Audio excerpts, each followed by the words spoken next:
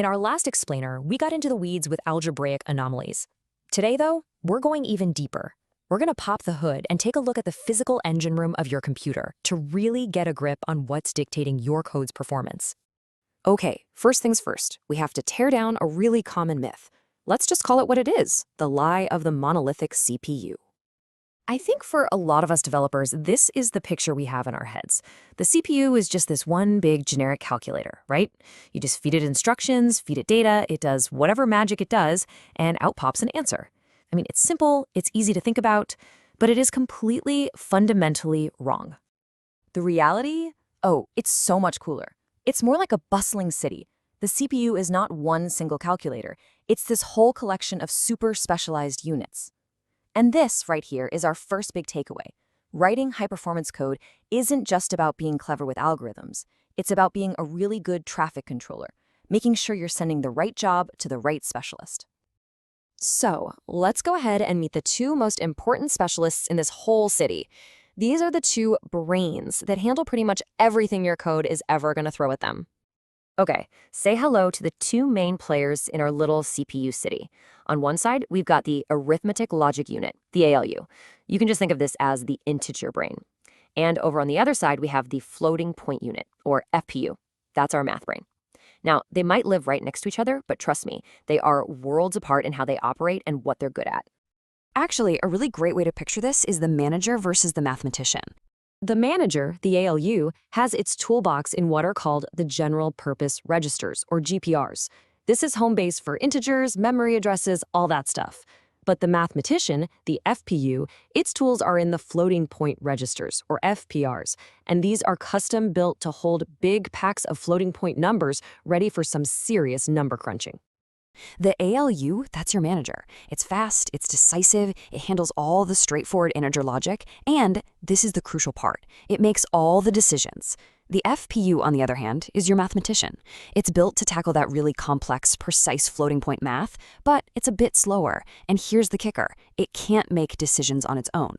Okay, but why? Why is our brilliant mathematician so much slower? Well, it's because floating point math isn't just one simple step, it's a whole assembly line. As you can see, it has to first align the numbers, then do the calculation, then round the result, and finally normalize it all back into a standard format. Each one of those steps takes time and eats up precious CPU cycles. That's the trade-off for its incredible precision. Let's zoom in a little bit on the ALU. This is like the oldest, simplest part of the entire processor. It's just built for pure, raw speed using very basic logic gates. And here is what you absolutely have to understand.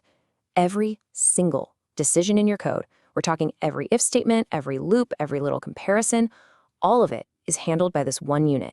It is the absolute gatekeeper of your program's entire flow. Okay, so we've met our two specialists. Now, let's take a look at where they live and the different languages they speak.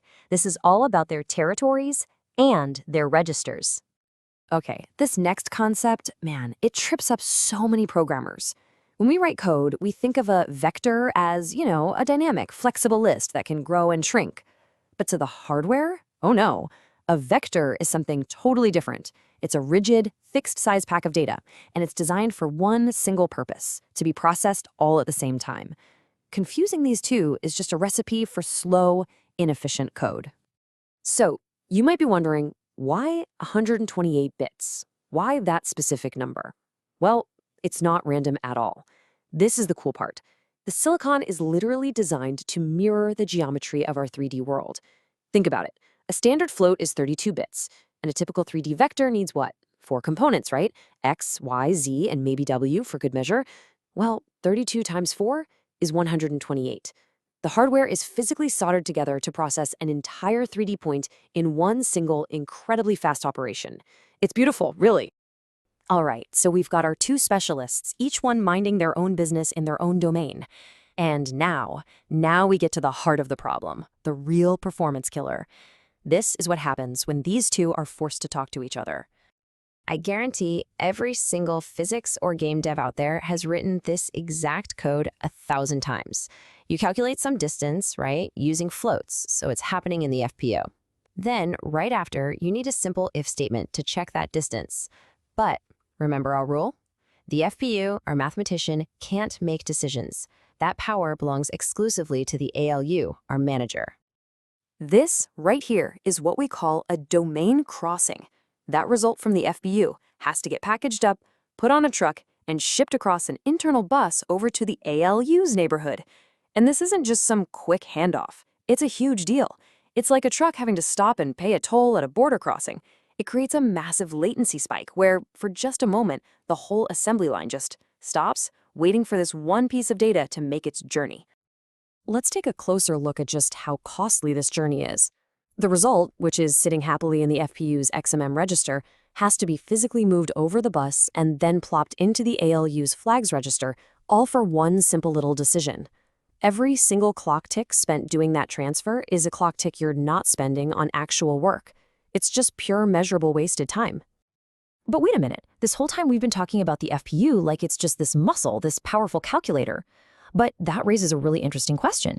If the FPU is just executing the math, who or what is actually setting the rules? Who tells it how to do the math? Well, it's time to pull back the curtain and meet the invisible conductor, the real boss of the FPU. And here it is. Meet MXCSR. I mean, just look at it. It looks like a control panel, right? Well, that's because that's exactly what it is. It's the master control panel for the entire floating point unit. Okay, the full nerdy name is Multimedia Extensions Control and Status Register. But here's the part you really need to get. It's a control register. It is not a data register. You don't do math on the data in here. This register tells the FPU how to do math on the numbers in all the other registers. So think of the MXCSR as the conductor of this FPU orchestra. It's the one telling the musicians how to play. It dictates how results get rounded. It manages all those exception masks, which, by the way, is why trying to divide by 0 gives you a not a number instead of just crashing your whole application. It's handling all the deep, low-level rules of the game. Okay, so now we have the whole picture, right? The two specialists, their separate domains, that killer commute between them, and even the conductor setting the rules. So, what do we do with all this? How does this actually make our code faster? The strategy, when you think about it, is just simple. Keep your data local. The whole goal is to avoid that traffic jam between the two domains.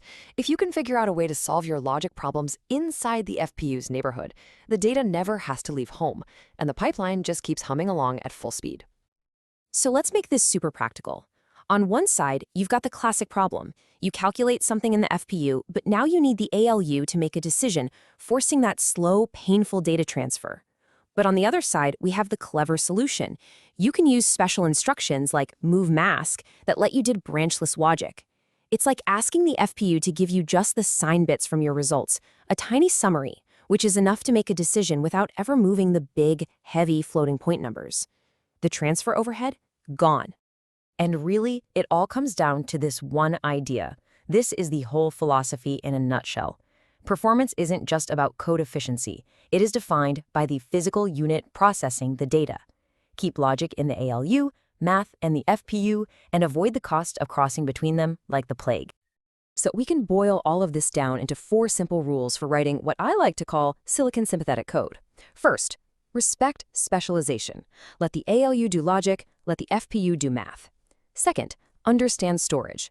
Remember those 128-bit hardware vectors are fixed size. Third, maximize throughput.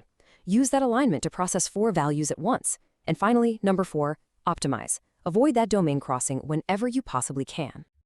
You see, once you understand the physical reality of the chip, you're not just writing code anymore. You're writing code that works with the hardware, not against it. So I'll leave you with this question. Now that you've seen the specialists in the engine room, now that you know about their neighborhoods and the traffic jams between them, how is that going to change the way you write code?